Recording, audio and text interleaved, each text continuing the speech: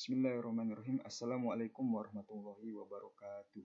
Perkenalkan, nama saya Irza Taufik Nur Rahman dengan NIM B1061191064, Prodi Ekonomi Islam Universitas Tanjung Pura Pontianak. Di sini saya akan menganalisis saham syariah yaitu PT Indosemen Tunggal Prakarsa. Sejarah perusahaan. Tahun 2021, PT Indosemen Tunggal Prakarsa Tbk genap berusia 46 tahun. Perjalanan panjang perseroan telah dimulai pada tahun 1975 dengan didirikannya sebuah pabrik semen di wilayah Citeruk, Jawa Barat oleh PT Disnin Indonesia Semen Enterprise. Pada saat memulai operasi, pabrik ini mempunyai kapasitas produksi terpasang tahunan 500.000 ton. Pendirian di C disusul oleh perusahaan dan pabrik lainnya. Dalam kurun waktu 10 tahun, telah berdiri 8 pabrik tambahan dengan kapasitas terpasang 7,7 juta ton per tahun yang dikelola oleh 6 perusahaan yang berbeda, yaitu salah satunya PT Disnin Indonesia Semen Enterprise. Pada 16 Januari 1985, keenam perusahaan yaitu PT Disnin Indonesia Semen Enterprise, PT Perkasa Indonesia Semen Enterprise, PT Perkasa Indah Indonesia Semen Putih Enterprise, PT Perkasa Agung Utama Indonesia Semen Enterprise, PT Perkara Inti Abadi Indonesia Semen Enterprise, dan PT Perkasa Abadi Mulia Indonesia Semen Enterprise melebur menjadi satu dengan didirikannya yaitu PT Indosemen. Pada 29 Desember tahun 2000, dari hasil merger antara perseroan dengan PT Indo Kodico Semen atau IKC, maka perseroan menjadi pemilik pabrik semen di Tarjun, Kota Baru, Kalimantan Selatan. Pabrik tersebut menjadi Plan 12 perseroan. Pada tahun 2001, Heidelberg Cement Group menjadi pemegang saham mayoritas melalui entitas anaknya, Kimmeridge Enterprise, setelah mengakuisisi 61,7% saham perseroan. Pada Oktober 2016, perseroan mulai mengoperasikan pabrik ke-13 yang disebut Plan 14 di Kompleks Pabrik Citeruk, yang merupakan pabrik semen terintegrasi terbesar milik Indosemen dengan kapasitas desain terpasang mencapai 4,4 juta ton semen per tahun dan juga merupakan pabrik semen terbesar yang pernah dibangun oleh Indosemen dan Heidelberg Cement Group. Dengan rampungnya Plan 14, saat ini perseroan telah mempunyai 13 pabrik dengan total kapasitas produksi tahunan sebesar 24,9 juta ton semen. Perusahaan Indosemen berdiri sejak 16 Januari 1985. Perusahaan ini merupakan hasil penggabungan 6 perusahaan semen yang memiliki 8 pabrik. Pabrik pertama Indosemen sudah beroperasi sejak 4 Agustus 1975. Pada tanggal 31 Desember 2014, Indosemen memiliki kapasitas produksi sebesar 20,4 juta ton semen per tahun. Selain itu, Indosemen juga memiliki kapasitas produksi beton siap pakai sebesar 4,4 juta meter kubik per tahun dengan 41 benching plant dan 706 truk mixer serta memproduksi agregat sebesar 2,7 juta ton. Indosemen memiliki 12 buah pabrik, 9 diantaranya berada di Citeruk, Kabupaten Bogor, Jawa Barat, 2 berada di Cirebon, Jawa Barat, dan 1 di Tarjun, Kota Baru, Kalimantan Selatan. Produk utama Indosemen adalah semen tipe Ordinary Portland Cement atau disingkat OPC dan Pozzolan Portland Cement atau yang disingkat PPC yang kemudian digantikan oleh Portland Composite Cement atau disingkat PCC sejak 2005. Indosemen juga memproduksi semen jenis lain misalnya Portland Cement tipe 2 dan tipe 5 serta Oil Well Cement. Indosemen juga merupakan satu-satunya produsen semen jenis semen putih di Indonesia. Anggaran dasar perusahaan, ruang lingkup kegiatan Indosemen antara lain yaitu fabrikasi semen dan bahan-bahan bangunan, pertambangan, konstruksi, dan perdagangan.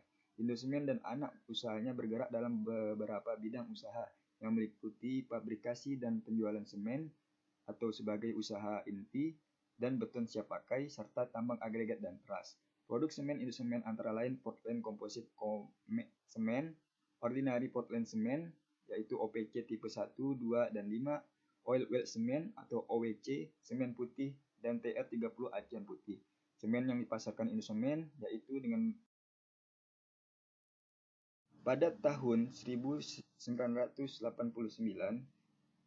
PT Indosemen Tunggal Prakarsa Tbk memperoleh pernyataan efektif dari Bapepam LK melakukan penawaran umum perdana saham INTP atau IPO kepada masyarakat sebanyak 89.832.150 dengan nilai saham 1000 per sahamnya. Harga penawarannya yaitu 10.000 per saham. Saham-saham tersebut dicatatkan pada Bursa Efek Indonesia pada tanggal 5 Desember 1980. Kita lanjut masuk ke struktur organisasi perusahaan, yaitu ada Bapak Kristina Kartawijaya sebagai Direktur Utama, ada Bapak Franciscus Wailirang sebagai Wakil Direktur Utama, ada Bapak Hasan Imer sebagai Direktur, ada Bapak Troy De Soputro sebagai Direktur, ada Bapak Ramakanta Bhattacharjee sebagai Direktur, ada Bapak D. Marcos sebagai Direktur dan Sekretaris Perusahaan, dan ada Bapak David J. Clarke sebagai Direktur. Lalu ini ada nama-nama Dewan Komisaris dan Direksi. Ada Dr. Albert Sewer, ada Teddy Juar, ada Dr. Inyoman Tajer, MA, ada Dr. Lawrence Niger, ada Dr.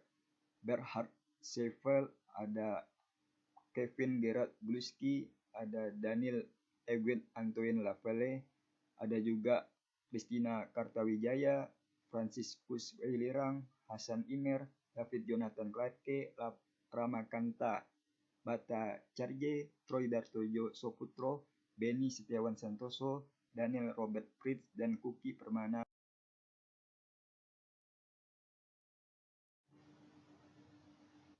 Dapat dilihat bahwa pemegang saham utamanya yaitu Brickworks Omnia Limited, yaitu sebesar 51%, dan masyarakat memiliki kepemilikan saham yaitu 49%.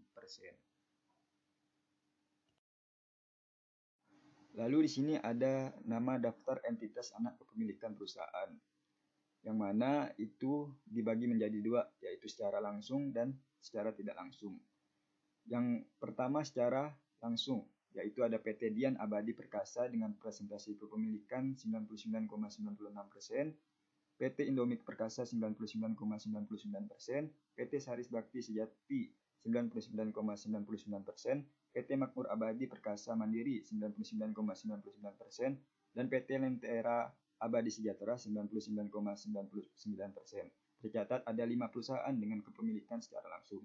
Yang kedua, kepemilikan perusahaan secara tidak langsung, yaitu berjumlah 19 perusahaan yang terdiri dari PT Pionir Beton Industri, PT Mandiri Sentra, PT Bahara Indonor, PT Tara Batuh Manunggal, PT Terang Prakarsa Cipta, PT Sahabar Mulia Sakti, PT Mineral Industri Sukabumi, PT Lintas Bahana Abadi, PT Baktisari Perkasa Abadi, PT Multibangun Galaksi, PT Tiro Abadi Perkasa, PT Jaya Berdikari Cipta, PT Tiga Roda Rumah Sejahtera, PT Makmur Lestari Abadi, PT Makmur Lestari Sentosa, PT Semesta Perkasa Cipta, PT Sinar Sakti Agung, dan PT Kencana.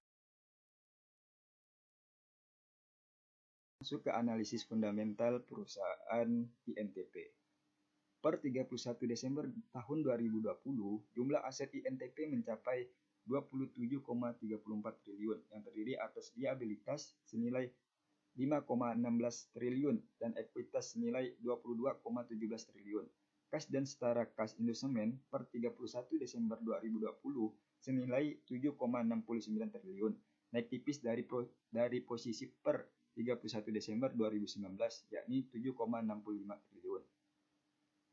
Secara volume, konstituen indeks mencatatkan penjualan total sepanjang 2020 adalah sebesar kurang lebih 16,5 juta ton.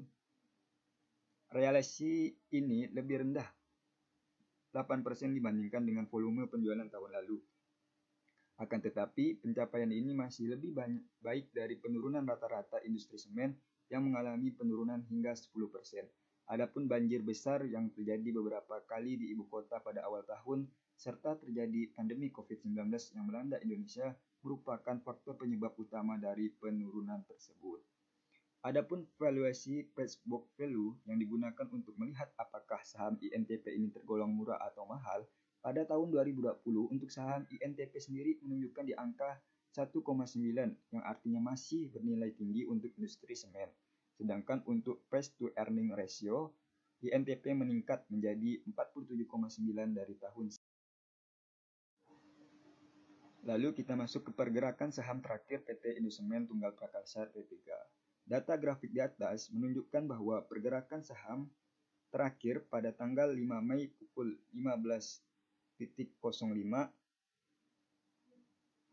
jatuh pada harga 12.400, yang mana sebelumnya jatuh di harga 12.375 per dolar AS. Dapat dikatakan terjadi penambahan 25 poin atau peningkatan sebanyak 0,20%. Dan selama 5 hari terakhir, saham PT Indosemen Tunggal Prakarsa Tbk mengalami fluktuasi yang sebelumnya saham tertinggi jatuh di harga 13.175 per dolar AS pada tanggal 30 April. Yang terakhir, prospek saham PT Indosemen Tunggal Prakarsa Tbk tahun 2021. Pada penutupan perdagangan Rabu, saham INTP naik 0,20% atau 25 poin menjadi 12.400 per dolar AS. Walaupun naik 0,20%, saham INTP tetapi mengalami penurunan karena pada tanggal 30 April, saham INTP bisa mencapai 13.175 per dolar AS. Hal ini dikarenakan pelemahan penjualan semen pada kuartal 1 tahun 2021 yang disebabkan oleh faktor musiman. Selain itu juga, faktor permintaan yang lemah menyebabkan laba bersih emiten lebih rendah secara kuartalan pada kuartal pertama tahun ini. Kapitalisasi pasarnya sebesar 46,2 triliun dengan valuasi per 32,88 kali. Dapat diperkirakan, pemulihan sektor semen bakal terjadi terlebih pada semester 2 tahun 2021 dengan total penjualan semen dengan merek 3 roda bisa mencapai 18,2 juta ton atau relatif lebih tinggi dari tahun lalu 17,1 juta ton. Kenaikan total penjualan semen disebut seiring dengan anggaran infrastruktur yang lebih tinggi dan aktivitas perekonomian yang perlahan kembali. Kendati demikian, beberapa sentimen yang masih membayangi prospek penjualan semen tahun ini berasal dari permintaan semen yang tidak setinggi yang diperkirakan, kenaikan biaya operasional yang cukup tinggi karena kenaikan harga bahan bakar, hingga posisi kelebihan pasokan. Dengan harga INTP yang masih kurang stabil, untuk saat ini saham INTP tidak cukup menjanjikan untuk para investor dalam membeli saham perusahaannya. Akan tetapi, untuk dijadikan investasi jangka panjang, saham INTP ini bisa menjadi pilihan, ditambah lagi jika ekonomi sudah pulih kembali, dapat mendorong geliat industri konstruksi dan properti sehingga mendorong permintaan semen.